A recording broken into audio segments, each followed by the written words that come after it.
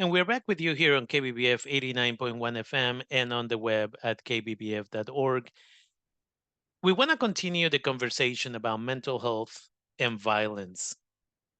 One of the things that we've talked about in the past is that because of COVID, many of us had predicted that there was going to be some mental health issues, and we are seeing it nationwide. Locally in Sonoma County, we have obviously are seeing more violence, not just in-person violence, and we'll get back to that in a second, but we are seeing more online violence. We're seeing more bullying on apps. And one of the things that we are seeing is that children who often are unable to process certain realities, such as if I insult somebody online, eventually I'm going to run into them at school or at the mall or other places, they are doing that. And some children are bullying others, and then they respond, and eventually, what happens virtually leads to an altercation in person. And so we were expecting it, it's here, but the question becomes how are we going to handle this issue? And as a society, many of us are dealing, as adults, we are dealing with our own issues. Some of us have lost family member during COVID, and we have never been able to process that. Family members, friends, co-workers, other individuals. We're seeing a higher number of suicide ideation among family, friends, classmates, and other individuals. And we don't know, because we haven't been able to process this, we don't know how to also take care of our children and extended community members. And so one of the things that I want to begin with today is to discuss why children go into gangs. And in my 27 years of experience working with gang affiliated youth and other families in Sonoma County, one of the things that we absolutely know is that children seek love, affection, respect, and full acceptance, what we call unconditional love. And unfortunately, many of these kids live in neighborhoods where at home there may be alcoholism, domestic violence, physical abuse, sexual abuse against the children, and nobody's reporting it. But also in our neighborhood, sometimes we have graffiti on the walls that is a recruitment tool. And we are seeing maybe outside violence in our neighborhoods.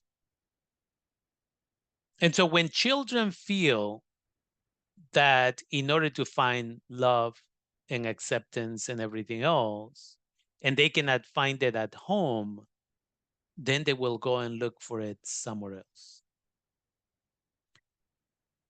There are a couple of places where there is gang recruitment, and this is happening sometimes at school, sometimes outside of school, and this includes special ed classes.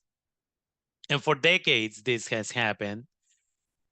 By design, many of the schools actually have their special ed students in bungalows somewhere away from the rest of the school community. The idea that some people have given me, the justification that they have given me over the years and decades really is that it's done so that those kids can focus on their learning and other people will not take advantage of them or manipulate them or whatever the situation may be. But in fact, those kids naturally and fully understand rejection, and they feel rejected within these institutions. And when somebody involved in gangs comes over and says, hey, hang out with us, we want to be your friend, these kids will go and do exactly that. The other one is for recent arrivals, children who do not speak English yet. those classrooms are some of the places where these kids get recruited. If I don't know anybody, I'm going to feel a certain level of anxiety and I'm going to feel lost in this environment. And somebody will come over and offer friendship and companionship and the equivalent of unconditional love. There is no judgment there.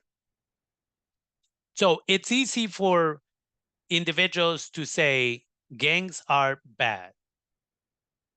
But it's harder when you actually understand the causation of what is happening. Why do kids join gangs? They feel, again, lack of affection, love, acceptance, unconditional love, acceptance, and belonging. In some neighborhoods, these kids are looking for a job and there's no jobs to go around, not just in Sonoma County, but anywhere in the world. And so this is a survival skill. And the other place where often recruitment happens is with children as young as 5 and 6, because often those kids go to the park, and if parents are not supervising their children, then those kids are out there. What do we know? What we know is that a lot of kids who get the right support from mom and dad or whomever they have at home, these kids, will be going to the park and will be supervised. Parents will actually show up to school and will ask questions. How is my child doing? What else can I do? They check on their homework. They spend time with their children. They take them to visit colleges. They take them to visit universities. And those are priorities. In healthy families, there's no televisions. There's no bunch of video games. We don't give children a cell phone until they are at least 16, and only when they have demonstrated that they can be responsible with it. The other piece that people are not talking about at this moment is the high number of individuals, children, who are being victimized by complete strangers. You can go to my YouTube channel and learn more about the 16, and I'll do an updated version. There's at least 19 applications that are being used by strangers on the web to be able to take advantage of our children's, right? A simple conversation becomes more serious interaction, and eventually they may move from one application to another so that they can have more privacy, convincing these children to send pictures, to send videos. Some of these apps will actually ask children, right? The abusers will ask children to make videos of themselves, to stream live in these quote unquote private rooms. And then these individuals pay them to do this stuff. And the owners of those apps are not monitoring everything that is happening. They're unable to monitor everything that has happened, perhaps. And it's easy for us to say, well, it's the fault of whomever created that application. It's the fault. Yeah, but we gave them the cell phone. What is our part in this? And often we as parents, we as adults, basically want nothing to do with our children. And so we will buy them that latest cell phone so that they leave us alone. I was just talking to a mom a couple of days ago. She has twins, and she was mentioning how her children always say, well, our friends and our classmates, they all have cell phones. Why is it that we cannot have cell phones? Right. And also, sometimes in the household, you have a couple of parents, and one says, let's give them the cell phone. The other one says no, and there's no agreement. And suddenly there's cell phones in the household. As parents, again, we need to go to the schools. We need to go to parent meetings. We need to advocate. We need to advocate for mental health services. We need to advocate for after-school programs, right? We have to think about the fact that there's something wrong when in this country, the Biden administration decides that they are going to ask or invest $886 billion next year on quote unquote national defense. Imagine what we could do in our schools with 886 or even half of that added to the educational budget. We could have social workers, we could have therapists, we could have other individuals who will assist our children to heal from the craziness that we have gone from COVID and the fires and the separation that is happening in the society. There's a lot of manipulation that happens in social media against our children, where a girl can go into Instagram for a half hour, and by the time they leave Instagram, assuming they only lasted it for half hour, but they feel that they are too overweight and that they are ugly and their self-esteem is worse than when they started using that application. But again, as parents, are we having conversations with our children? As parents, are we participating in larger conversations with other parents? Are we making sure that the right services are made available to our children? The violence is not just in schools. The situation with Montgomery High School, people are paying a lot of attention to that because of the unique individuals who were involved in it. But we also have to take into consideration something that I believe is important, and that is the level of racism that we're seeing in our schools. The report came in from our sources in the community that at Montgomery High School specifically, on a regular basis, the facility's employees are having to remove swastikas from restrooms. They're either carved into the restroom walls and the restroom stalls, or they're painted as graffiti on it. Racist comments against Jews specifically, sometimes immigrants, sometimes the Latinx community.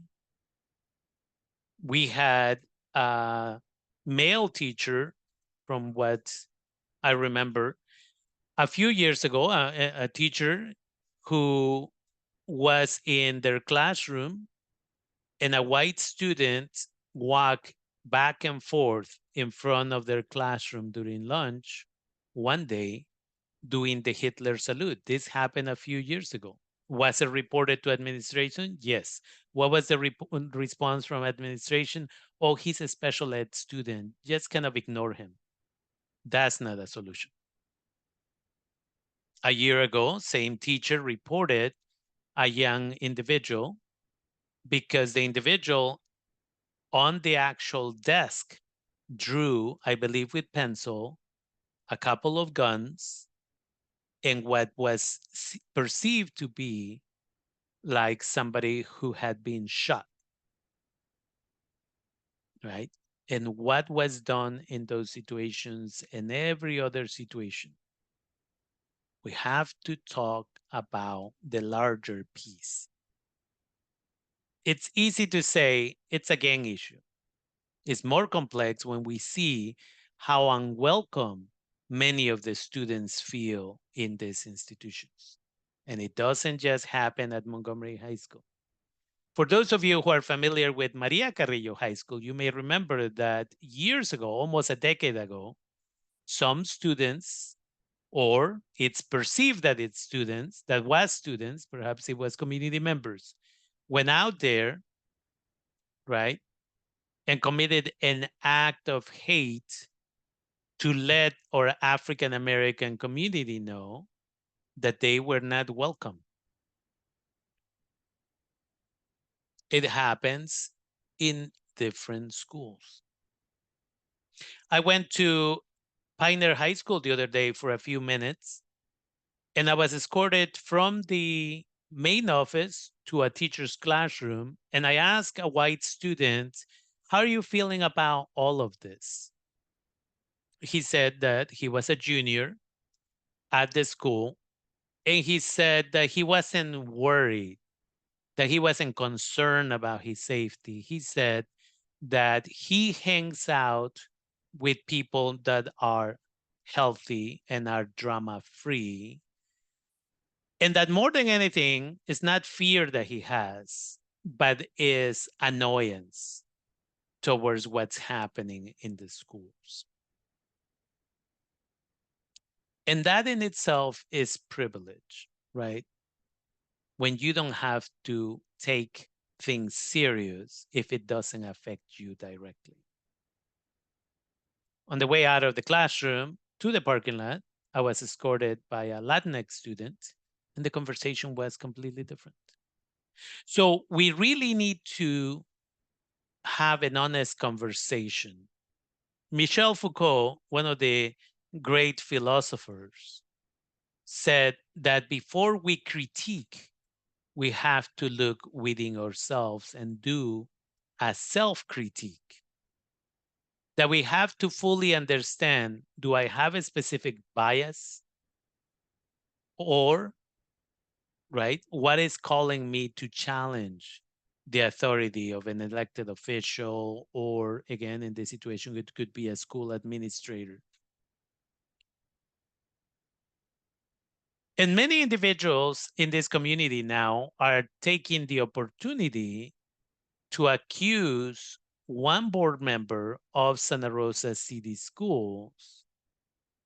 And we're hearing that other organizations in the community are doing postings on Instagram, basically accusing one board member from Santa Rosa City Schools for the tragedy that took place in Montgomery. And I want to remind you of something I have said before, and that is not the police job to prevent crimes, is the police job to investigate and arrest individuals who committed those crimes. Blaming doesn't fix the issue. But as Foucault would say, doing a critical analysis, am I in the right? And that is what is going to take us to great solutions. The youth, again, we are conducting, Líderes del Futuro is conducting another survey for middle school students and high school students. Parents and schools will have an opportunity as administrators to do participate in a different survey in the very near future. But for now, we're focusing on youth. And the youth are saying that they need mental health support in the schools. That's what they're seeking. Their protests in the last couple of weeks have said absolutely the same thing. So let's listen to the experts. The fact that the youth are speaking up should matter.